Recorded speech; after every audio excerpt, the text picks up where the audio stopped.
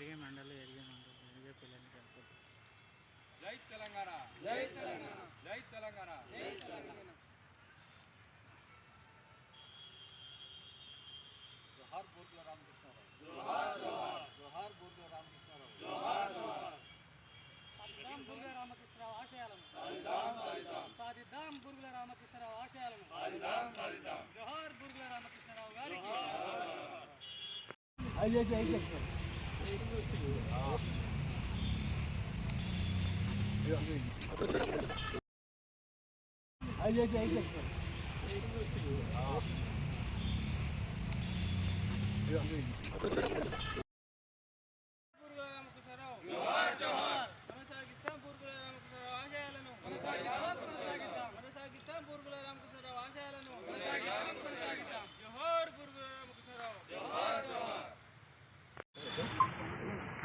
ఈరోజు మన బూర్గుల వాస్తవ్యులు జోహార్ బూర్గుల రామకృష్ణరావు, కొనసాగిస్తాం బూర్గుల రామకృష్ణరావు ఆశయాలను, కొనసాగిస్తాం బూర్గుల రామకృష్ణరావు ఆశయాలను, జోహార్ బూర్గుల రామకృష్ణరావు, జోహార్ బూర్గుల రామకృష్ణరావు.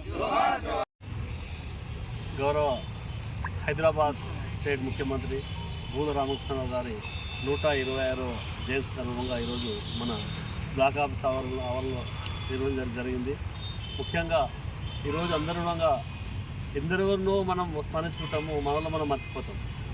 వాళ్ళు ఏడబుట్టులో ఏడబెరుగుతున్న చాలామంది మహానుభావులని పేర్లతో మనం స్మరించుకుంటున్నాము. ఈరోజు మన ముఖ్యమంత్రి మన ప్రాంతవాసి మనోడై ఉండి కూడా మనం మర్చిపోవడం చాలా ఇబ్బందికరం.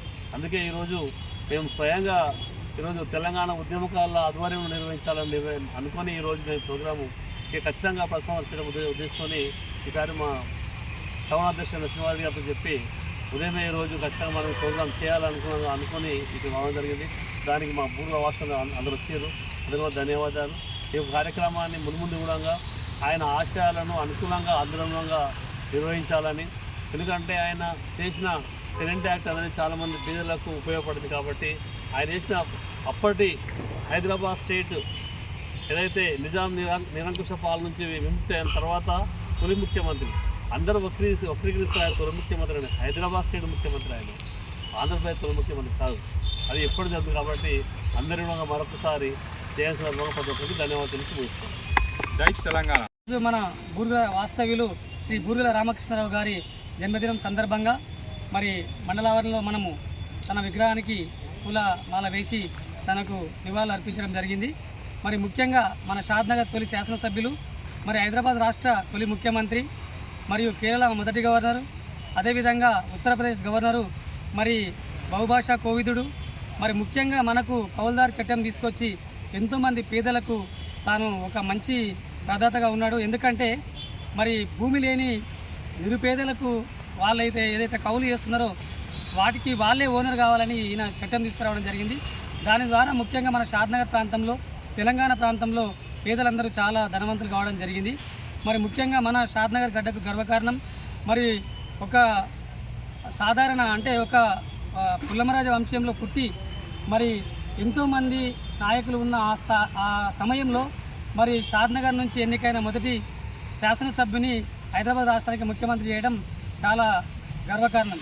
ఎందుకంటే అది ఏ విధంగా సాధ్యమైందంటే తనకు భాషా ప్రావీణ్యుడు, చాలా భాషల పట్ల ఆయనకు పట్టుంది కనుక, మంచి కవి కనుక తనకు అది సాధ్యమైంది. మరి మృదు స్వభావి, దేశం పట్ల అన్ని ప్రాంతాలు కూడా నాకు సమానమే అని భావించే వ్యక్తిగా ఆయనను ఆ రోజు వెన్నుకోవడం జరిగింది. మరి ముఖ్యంగా మన కూతవేడు దూరంలో ఉన్న బూర్గుల వాస్తవుడు కావడం మన గర్వకారణం. షాద్నగర్ ప్రాంతానికి కూడా చాలా గర్వకారణం.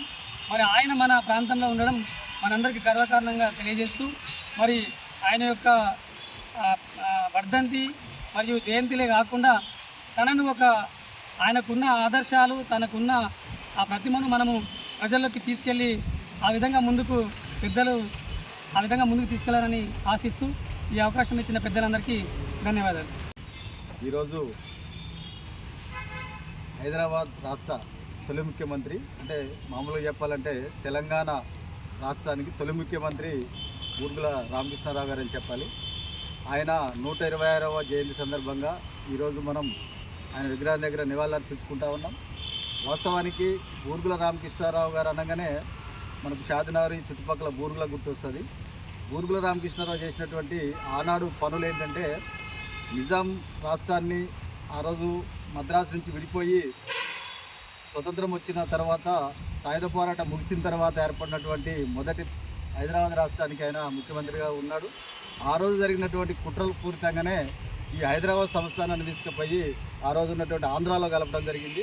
ఆ రోజు ఆయన ఒక త్యాగం చేశాడు. ఎట్లా చేయాల్సి వచ్చింది ఆ రోజు త్యాగం అంటే కూడా, ఆ రోజు ఉన్నటువంటి కేంద్ర ప్రభుత్వం ఆయన నమ్మించి ఆ రకంగా నీవు త్యాగం అంటే నువ్వు దిగిపోతే ఈ హైదరాబాద్ సంస్థానాన్ని ఆంధ్రాలో కలిపితే ఒక ఉమ్మడి రాష్ట్రంగా అవుతుందని చెప్పేసి ఆయన నమ్మించి ఆ రోజే మొట్టమొదటిసారిగా తెలంగాణకు ద్రోహం జరిగిందని చెప్పేసి నేను భావిస్తూ ఉన్నా.